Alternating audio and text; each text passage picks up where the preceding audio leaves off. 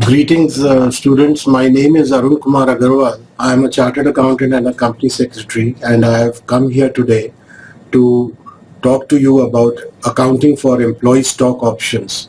This is a topic which is covered in Paper 5 Advanced Accounting in your intermediate IPC course. Please note the disclaimer statement for this lecture. We begin with the ESOP concept. The ESOP concept basically means the employee stock option which is offered by the company to attract the best talent available in the employment market. The concept of employee stock option came in India in the late 1980s and early 1990s when privatization was making India a new business hub and corporates were vying with each other to attract the best possible talent. Salaries were driven up to levels which were not seen earlier, as many NRIs opted to return and work in India in a global environment driven by the creation of joint ventures with foreign companies.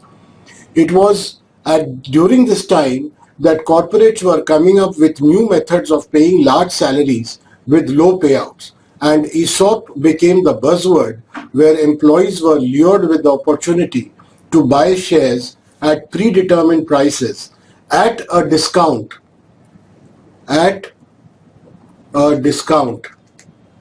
from the market price at a future date which was significantly discounted from the prevailing market prices. With a stake in equity of the company, the employees worked with added motivation and commitment, as also with a stronger teamwork, as the success of the company directly benefited them.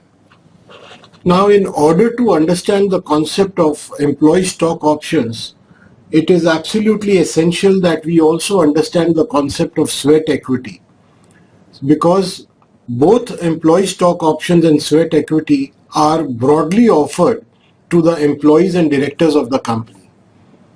Sweat equity are those equity shares which are issued to employees or directors at a discounted price or as a consideration for providing technical know-how or some other know-how, or in order to compensate these persons, employees and directors, for values provided to the company.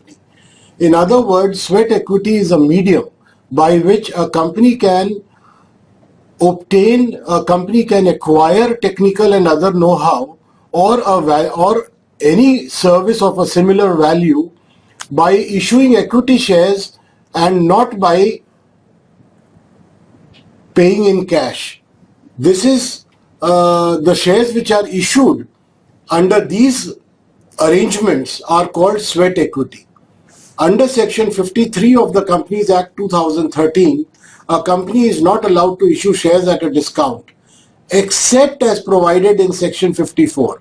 Section 54 provides for the issue of sweat equity, and any shares which are issued at a discount except as provided under Section 54 are void. Section 54 of the Companies Act 2013 states that a company can issue sweat equity shares of a class of shares already issued only if these shares can be issued only if the issue is approved by a special resolution of the company. That means the persons voting, the shareholders voting in favor of the resolution are at least thrice in number than the shareholders who are opposing the resolution. The resolution specifies the number of shares to be issued, the current market price, consideration if and the class of shares or the classes of directors and employees to whom such equity shares are to be issued. At least 1 year has elapsed as at the date when such shares are issued from the date of commencement of business by the company. That means a company which is newly formed can issue sweat equity shares only after a period of 1 year from the commencement of business. In case the shares are listed on a recognized stock exchange, the issue of sweat equity shares must be in compliance with the guidelines of SEBI, and if not listed on a recognized stock exchange, the issue of sweat equity shares must comply with the rules prescribed in this behalf. Now we look at this table to understand the difference between ESOP and sweat equity. This gives you a bird's eye view of the basic difference between the two. The parameters of differences are given on the left, and the applicable situation or the applicable process is given separately for sweat and ESOP on the right. Now, the first element of difference is in relation to who these shares are offered to. Sweat equity is offered to directors and employees of the company. Similarly, employee stock options are also offered to the directors and employees of the company. The second parameter is what is the condition of issue. In the case of sweat equity cannot be issued before 1 year from the date of commencement of business. That means at least 1 year must have elapsed from the date of commencement of business before sweat equity can be given. Can be offered on an IPO. Sweat equity shares can also be offered on an IPO provided the IPO is brought out after 1 year from commencement of business. On the other hand, employee stock options can be offered only when a company is planning to increase its subscribed capital. Hence, it cannot be offered on an IPO, which is called an initial public offer. Then we come to the parameter of pricing. Pricing in relation to sweat equity share implies the issue of shares at a discount from the face value, or they can be issued even free of cost as a consideration for provision of know-how or similar value to the company. On the other hand, an employee stock option is given to employees in terms of price which is fixed in advance with reference to the market price on the date when the option is offered. So, if the option is offered on, let's say, 1st July 2013, then the price will be determined in relation to the market price on 1st July 2013. If the price is, let's say, 100 rupees per share, the employee stock option may be at rupees 50 to be charged as an advanced price, and the option will be exercised at a later date. If the option is exercised on 1st January 2014, the price is fixed at rupees 50. So in the case of an employee stock option, the pricing is fixed in advance. Whereas in the case of pricing for sweat equity, the price is fixed in relation to a discount applicable on the face value of the share. The fourth parameter of difference is date when issued. In the case of sweat equity, it is issued on the date when it is offered. Whereas in the case of employee stock options, the shares are issued at a future date from the date when option is offered. Now we come to specifically the employee stock option. Under section 62, subsection 1, clause B of the Companies Act 2013, where a company having a share capital proposes to increase its share capital by a further issue of shares, such shares can be offered to employees under a scheme of employee stock option. That means an employee stock option, shares which are issued under an employee stock option must be issued under a scheme of employee stock option. And this employee stock option must be approved by a special resolution passed by the company and subject to such conditions as may be prescribed.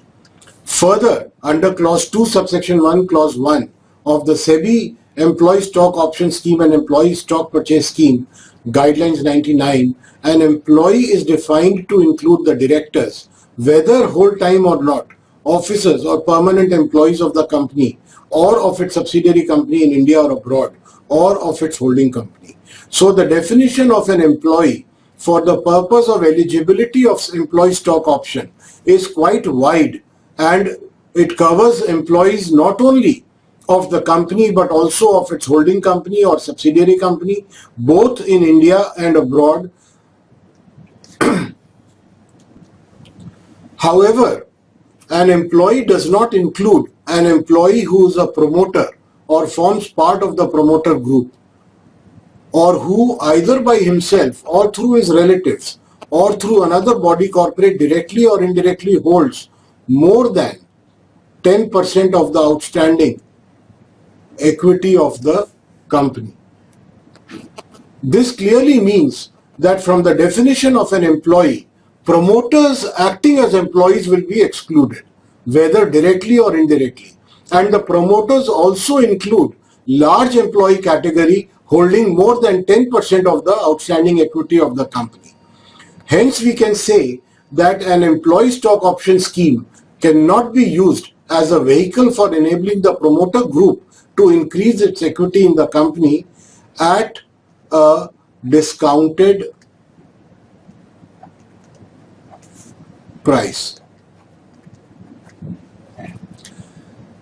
Again, clause 2 of the above referred SEBI guideline define employee stock option as the option under which a benefit.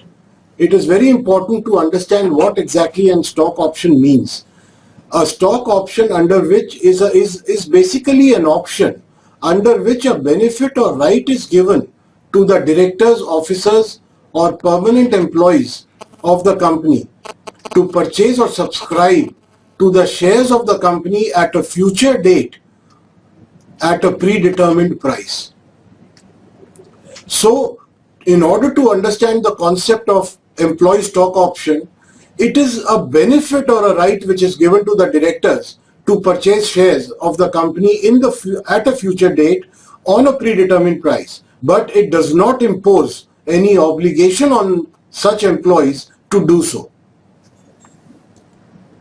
In brief, we may summarize that employee stock option is an option granted to the employees, officers and directors, whether whole-time or not, of the company or of its subsidiary company in India or abroad, or of its holding company, to purchase or subscribe to the equities offered by the company at a future date. Under employee stock option, the securities offered are always offered for purchase at a future date at a predetermined price. The price is already fixed in advance in accordance with an ESOS. ESOS basically means Employee Stock Option Scheme, duly approved by a special resolution of the company. That means an employee stock option scheme must be approved by the special resolution of the company. A special resolution of the company basically means where persons voting in favor of the resolution are at least three times the voters against. That means the number of members who are present at the meeting who are voting in favor of the resolution are at least three times. So special resolution basically means 75% majority. An option is the right to give an employee, is the right given to an employee, but does not create an obligation to purchase or subscribe to the shares of the company under an ESOS. Hence, an employee is not obliged to purchase all the shares under an option granted to him. Now, we come to the basic process of offering employee stock options and what are the key terms. The first step in the issue of employee stock options is to formulate an employee stock option scheme. The employee stock option scheme lays down the entire terms of stock options granted to employees, the vesting period, exercise period, the price at which the shares can be purchased under the scheme, in addition to the entire detailed process that needs to be followed.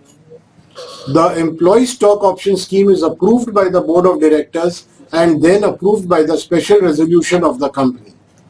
Grant means the issue of an option to employees under an employee stock option scheme. Vesting means the process by which the employee is given the right to apply for shares of the company against the option granted to him under an ESOS. So, one important term that has to be kept in mind is grant. Granting of an employee stock option means that the option to the employee is given. It means the issue of an option to the employee. Once the option is issued to the employee, then the employee is supposed to exercise that option. Vesting is the process by which the employee exercises that option. Then we have vesting period, means the period during which the vesting of an option granted to an employee under an employee stock option scheme takes place. So vesting period, in short, is the period when the option vests with the employee to whom it is granted. Exercise means the making of an application by an employee for purchase or subscription of shares against the option granted to him. So basically, when an employee exercises his option, it means that he is making an application to the company to buy the shares which have been offered. Exercise period is the time period after the vesting of an option during which an employee can exercise his right to apply for shares which have been offered to him. So there is a vesting period, which means that the option has vested with the employee, and then there is an exercise period during which the employee has to make an application to buy the shares. Under the Companies Act 2013, there must be a minimum time period of 1 year between the grant of an option and the vesting of an option. So when an option is granted and when the option vests on the employee, there has to be a time period of at least 1 year. Hence, the exercise period cannot be less than 1 year from the date of grant of an option. Now we come to the accounting for employee stock options. Now, no accounting entry is passed at the time when options are granted to employees under an employee stock option scheme. So when the company offers or grants an option scheme to the employees, there is no accounting entry which is passed. The relationship between the market price and the predetermined issue price for the exercise of an option is extremely important in the accounting for shares subscribed under an ESOS. The difference between the market price and the ESOS price is treated as employee remuneration cost and charged to profit and loss account. Now, this is a point that needs to be understood very clearly. If the market price is 100 rupees and the shares have been offered under an employee stock option scheme at 70 rupees, it means that 30 rupees that the company has charged less is an employee remuneration cost. It is a revenue cost which will then be charged to profit and loss account.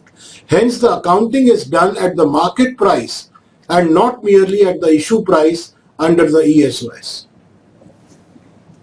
For example, if Exim Company Limited, which has its share capital divided into equity shares of rupees 10 each, grants shares totaling 20,000 under employee stock option scheme at rupees 50 per share, when the market price is rupees 120 per share and the options are exercised for 16,000 shares, the accounting will be done as follows. 16,000 shares have been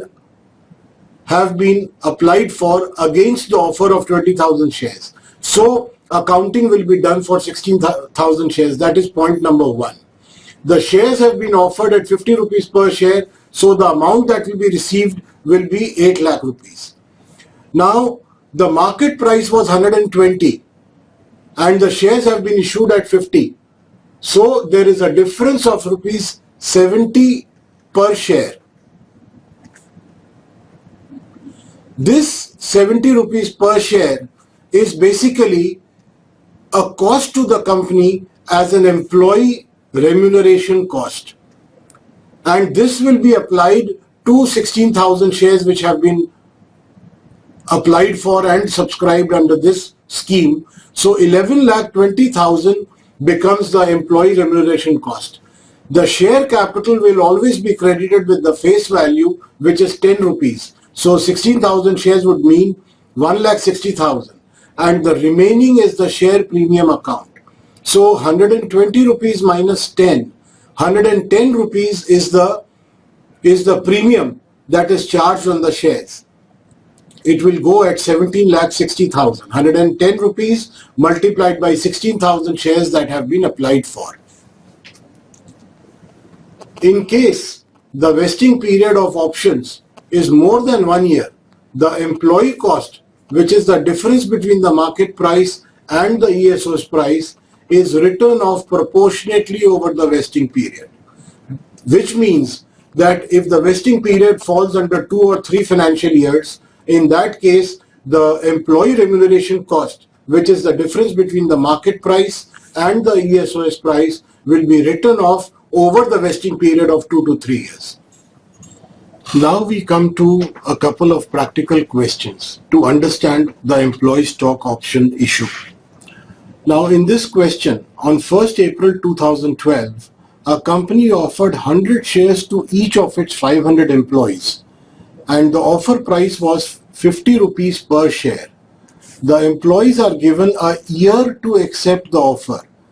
These shares are issued under the plan subject to a lock-in. There is a lock-in period of 3 years from the grant date. The market price of the shares on the grant date is rupees 60 per share.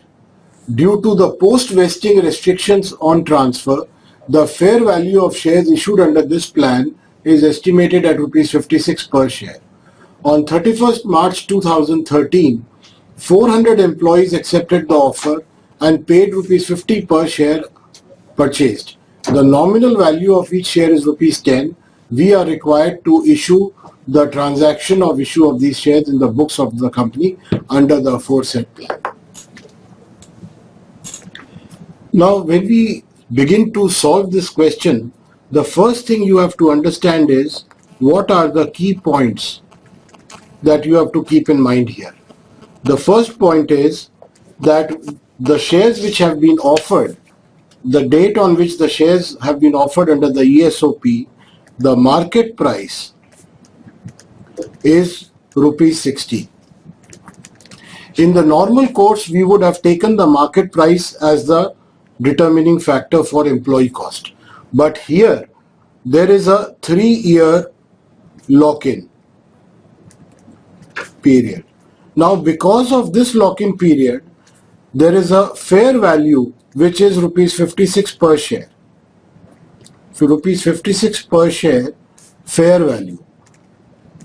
And the question says that this 56 rupees fair value has been given considering the post-vesting restrictions on transfer, which is also the lock-in period.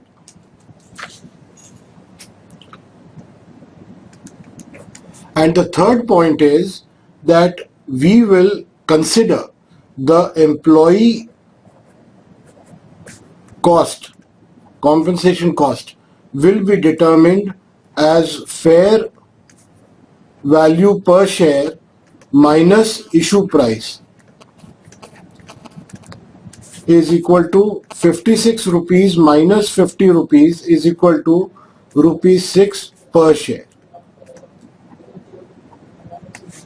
Now, these are the three fundamental things that we have to understand. Then we have to see that the offer of employee stock options was for 100 shares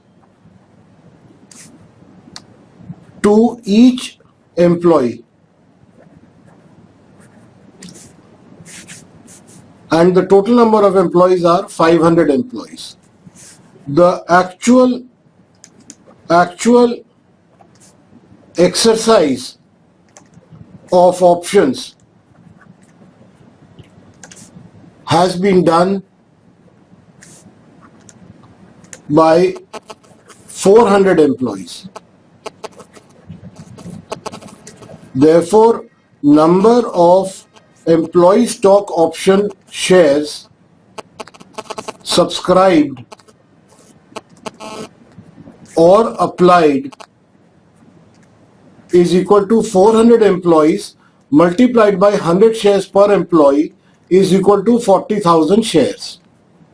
Now these are the fundamental key points that have to be first understood. Then the question says record the transaction in the books of the accounts. So the journal entry that will be required to be passed will be passed as follows. The actual transaction took place on 31st March 2013 and the offer was made on 1st April 2012. When the offer is made, no accounting entry is passed. But on 31st March 2013, when the options were exercised, the entry will be passed and the entry will be bank account debit, employee compensation expense account debit to equity share capital account to securities premium account. Bank account will be how much? 40,000 shareholders, 40,000 shares have been taken up at rupees 50 per share. So this will be equal to rupees 20 lakhs. Now the employee cost will be rupees 6 per share.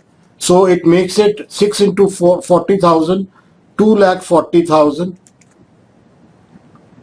The equity share capital for 40,000 shares on a nominal value of rupees 10 will be 4 lakh rupees.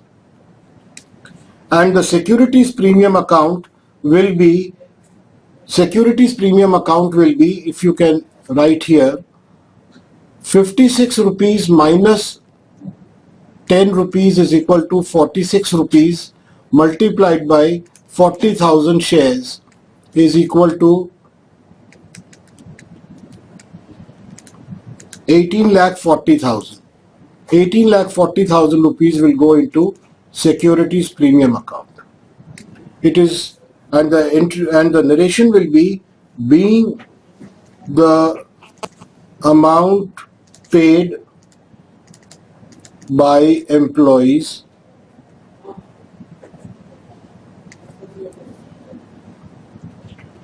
on exercise of stock options, employee stock options at rupees 50 against fair value of rupees 56 per share.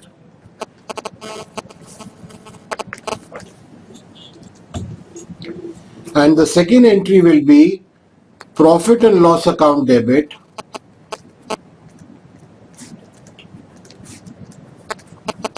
to employees compensation expense account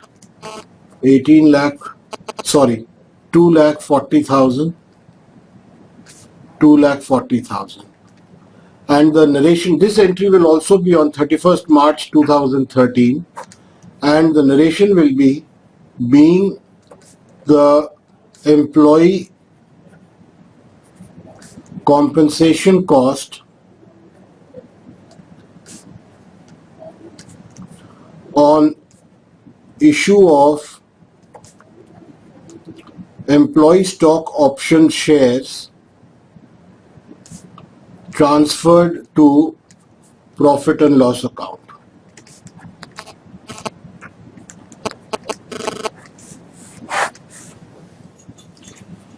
We come to the second question. Now the second question is a very comprehensive question and this will cover all the aspects of employee stock option problems. Choice Limited grants 100 stock options to each of its 1,000 employees on 1st April 2009 at a rate of rupees 20 depending upon the employees at the time of vesting of the options.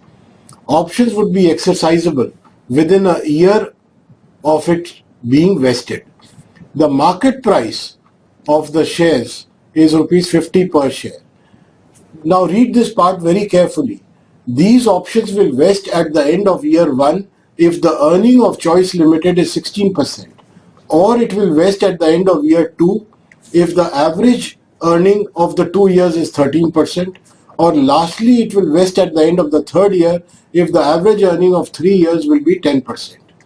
5,000 unvested options lapsed on 31st March 2010, 4,000 unvested options lapsed on 31st March 2011, and finally 3,500 unvested options lapsed on 31/3/2012. Now following is the earning profile of Choice Limited. For the first year 2010 March, the earning was 14%. For the second it was 12%, and if you see, the average becomes 24% divided by 2 is equal to 12%. And in the third year it is 7%, and if you look at the average of the 3 years, it is 31% divided by 3 is equal to 10% plus. Therefore, as per the question, the options will vest in the 3rd year, because in the 3rd year the earning criterion is being met. 850 employees exercised their vested options within a year, and remaining options were unexercised at the end of the contractual life. Past journal entries for the above. Now in solving this, the first step, step 1, will be to link the earning profile of the company to the year in which the options will vest. As we said, in year 1, the earning was 14%. The required earning for this to vest was 16%. Hence, the options will not vest in year 1. In year 2, it was 10%, and the average was 12%. The required earning was in year 2 13%, hence will not vest. In year 3 it was 7%. Average becomes 10.3%. Required is 10%. So it will yes vest. So the point to note is, therefore, the options will vest in the 3rd year. However, it is very important to keep in mind that the employee compensation cost will have to be booked every year over a 3-year period, as we had done in the theory part earlier, that when the vesting goes beyond the first year, then the employee cost is proportionately spread over the period. So this time we will have to spread it over a 3-year period, starting from the first year. Now the next step is to compute the employee's compensation expenses to be recognized annually, because the vesting period is 3 years in this case. Therefore, it is very important to work out what the annual amount of expenditure of employee compensation should be. So we have the year ending 31st March 2010, then year ending 31st March 2011, year ending 31st March 2012. Now the first thing that we will do is that number of, here we will write particulars. Now here we will write number of options which are expected to vest. And remember one thing, that when we are doing for 2010, we do not know what the earnings will be in 2011 and 12. Therefore, each year will have to be taken at the time of its relevant at the relevant passing. So when the first year was ended on 31st March 2010, the company had 1,000 shares. The company had 1,000 employees, and each employee was given 100 shares. So the total number of shares that were expected to vest were 100,000. Out of which, in the first year, the lapsed options, the options that had lapsed as per the question, is 5,000. So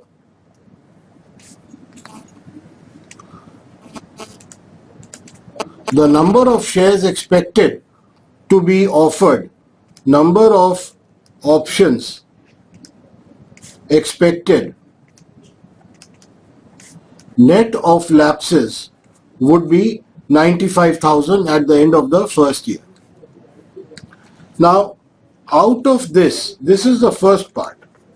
The second part is that what is the amount of employee compensation?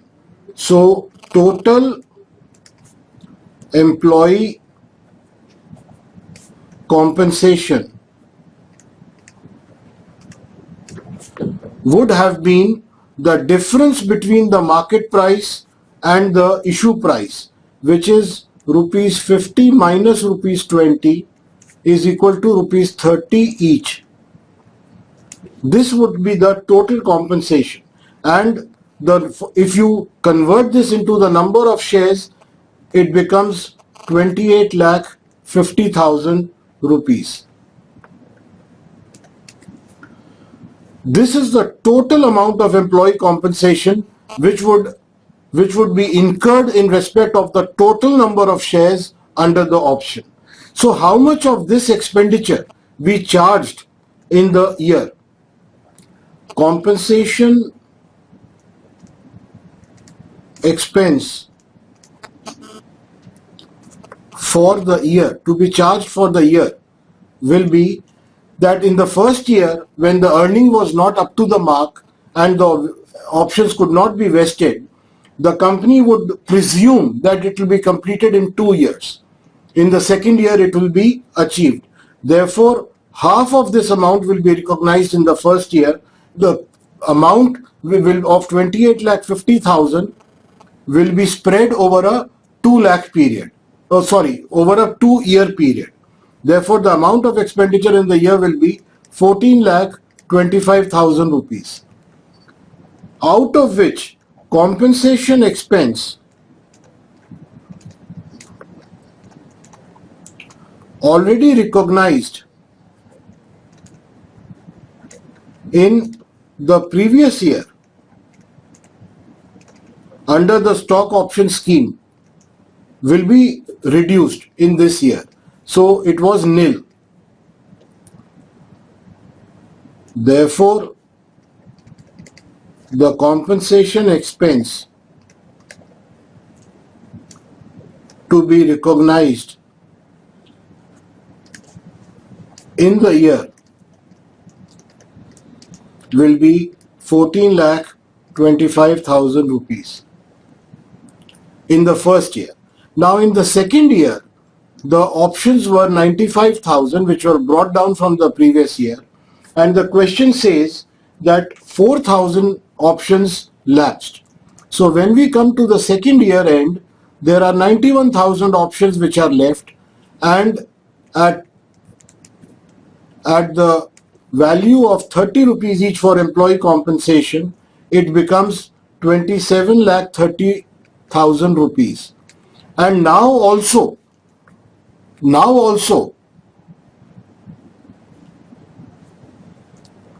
so the amount comes to 27,30,000 at the end of the second year, and the earning parameter has still not been met, which was 13%, and the average is only 12%. Therefore, the company will presume that it will go on to the next year. So it will presume that the offers will vest in the third year, which means in the second year, the proportionate value of 2/3 should be recovered. So when we take 2/3 of 27,30,000, it amounts to 18,20,000.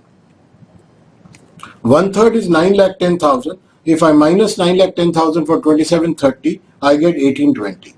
Now, the compensation expense which has been recognized in the previous year is 14,25,000. So, which means that in the second year, I have to recognize 3,95,000 more in the employee compensation. In the third year, similarly, 91,000 options were there, out of which 3,500 were exercised, and the amount 3,500 lapsed, as a result of which 87,500 were expected to be exercised, and they were exercised also because the earning parameter was met in the third year. So again at 30 rupees per share, this amounts to 26,25,000 rupees. 87,500 multiplied by 30, the total employee compensation works out here, and this is, since the vesting is done this year, since the earning parameter has been achieved this year, it will have to be realized in full. The total expenditure will have to be booked in this year. The amount which has been recognized in the earlier years,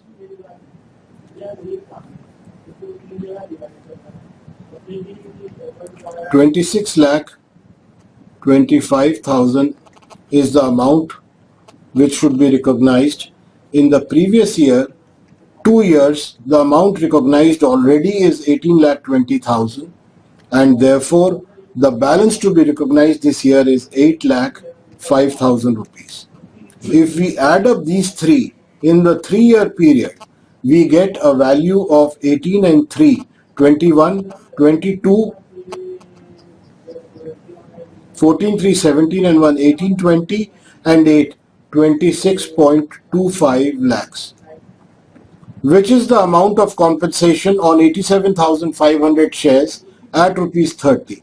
So the total amount of employee compensation is 26,25,000, which is recognized in the 3 years as shown in this chart. The next step in the question, which is step 3, what we have to do is now evaluate or calculate the actual application of shares under the employee stock option scheme. Now in this, we have to do A, number of employees. The number of employees is 1,000. B, number of shares offered is 100. So number of employees who have actually applied for are 850. They have applied for 100 shares. So number of shares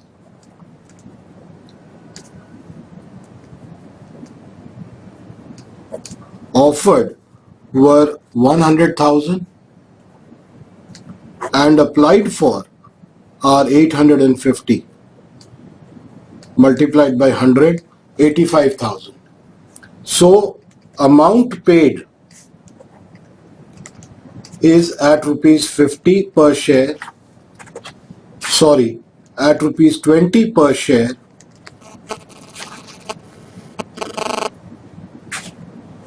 Therefore, amount received by the company under the scheme is 17 lakhs.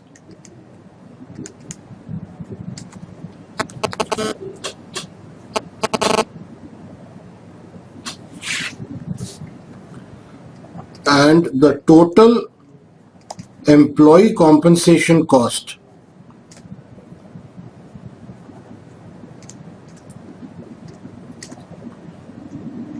will be rupees 30 multiplied by rupees 85,000 is equal to rupees 25,50,000. This is the employee cost that should have been recognized in 3 years. Actual total employee compensation cost which was recognized in 3 years as per the table earlier is rupees 26,25,000. So the additional cost that has more money has been charged to profit and loss account than it should have been. Therefore, there will be a transfer to general reserve of rupees 75,000, which is the excess amount charged, which is the excess amount charged to profit and loss account as employee compensation cost.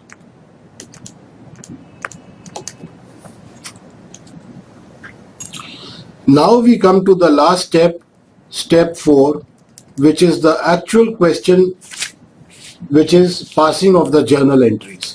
So journal entries will now be passed in relation to the above transactions. Now the journal entries will begin, they will have to be passed for every year. So the first year, 31st March 2010. In the first 2 years, the entries will be only for booking the employee compensation cost that we have computed as per the table under step 2 earlier. So the employee compensation expense account debit, first year we will charge off 14,25,000 to employee stock option outstanding account, because stock option has not closed. It is an outstanding stock option, therefore this will appear as an employee stock option outstanding account, and the narration will be being the employee compensation cost recognized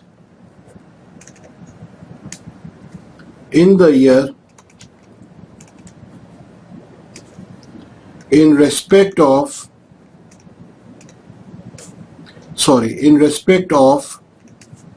expected options offered, right? And this amount on 31st March 2010 will be transferred to the profit and loss account. So profit and loss account debit to employee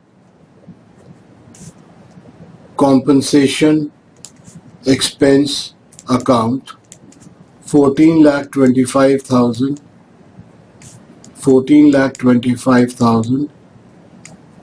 This is debit, this is credit, being the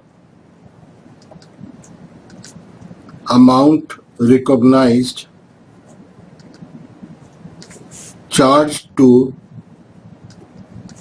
profit and loss account.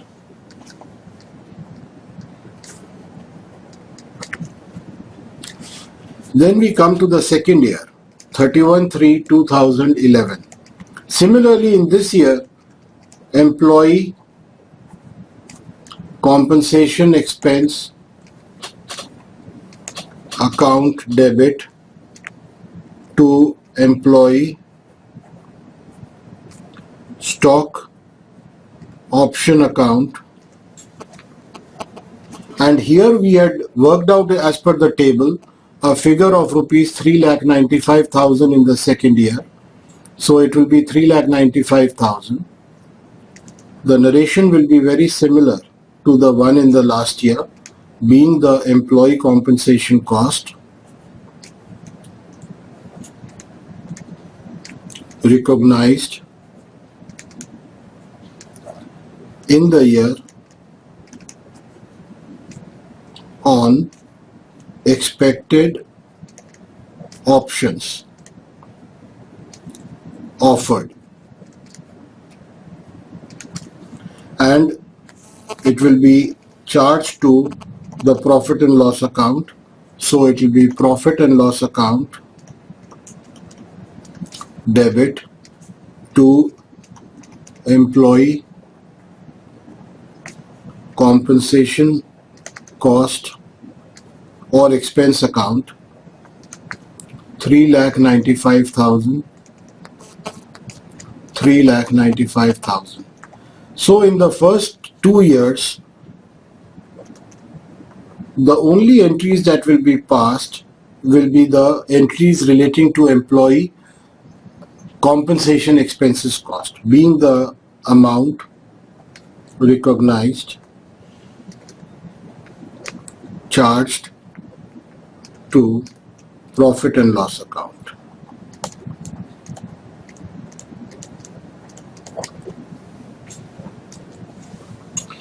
Now we come to the third year, that is the year in which the actual shares were applied for and subscribed, 31/3/2012.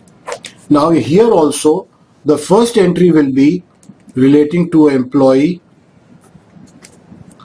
compensation expenses account debit. This is debit, this is credit. Debit to employee stock option outstanding account. This is the amount recognized this year, which is 8,05,000 as per the table in the earlier section that we have prepared. And the entry will be the same, being the cost recognized in the year on options offered, and this amount will be transferred to profit and loss account. So profit and loss account debit to employee compensation expense account 8,05,000.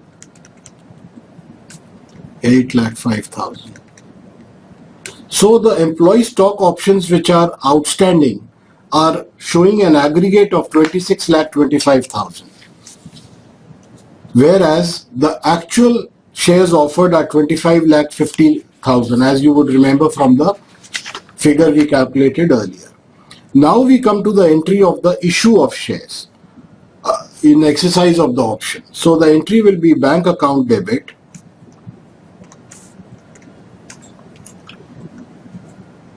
employee stock option outstanding account debit, because this year it's no longer outstanding, it is actually issued.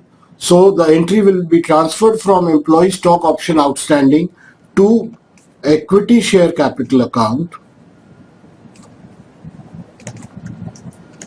and to securities premium account.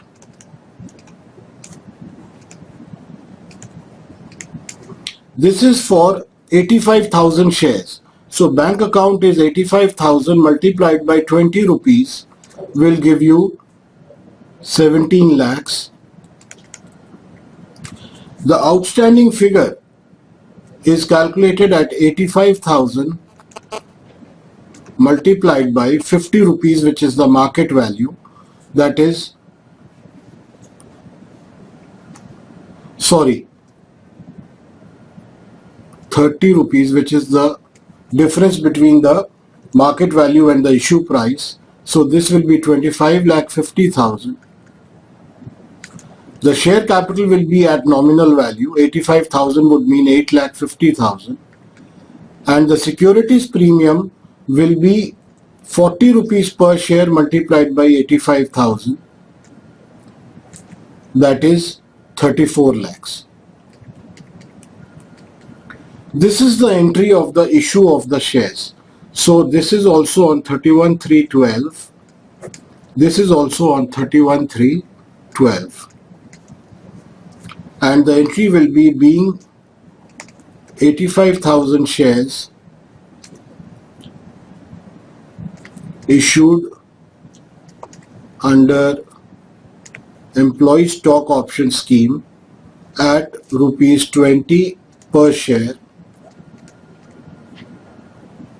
market value rupees 50 per share.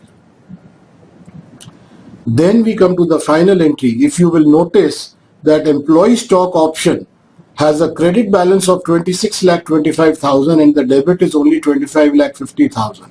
So the balance in the employee stock option outstanding account will have to be transferred to general reserve.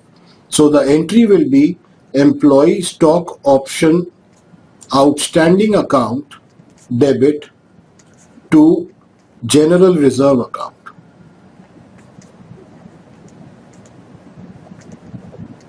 Which will be 75,000 and 75,000.